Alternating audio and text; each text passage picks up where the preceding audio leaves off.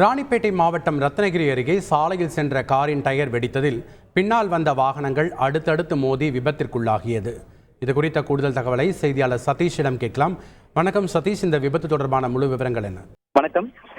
சென்னை பெங்களூரு தேசிய நெடுஞ்சாலையில் சென்னையிலிருந்து வேலூர் நோக்கி இன்னோவா கார் ஒன்று சென்று கொண்டிருந்தது.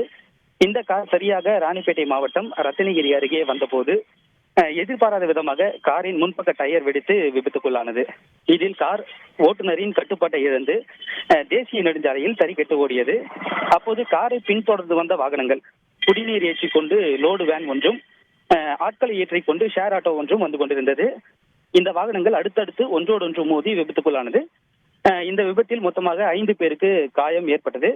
இதனைத் தொடர்ந்து அவர்கள் 108 ஆம்புலன்ஸ் மூலம் மீட்கப்பட்டு அவர்களுக்கு அருகில் இருக்கக்கூடிய மருத்துவமனையில் அனுமதிக்கப்பட்டு தற்போது அவர்களுக்கு சிகிச்சை அளிக்கப்பட்டு வருகின்றது. இந்த விபத்து குறித்து ரத்னகிரி போலீசார் வழக்கு பதிவு செய்து விசாரணை மேற்கொண்டு வருகின்றனர். நன்றி சதீஷ், உங்களுடைய தகவல்களுக்கு. செய்திகளை உடனுக்குடன் தெரிந்து கொள்ள உடனே சப்ஸ்கிரைப் பண்ணுங்க.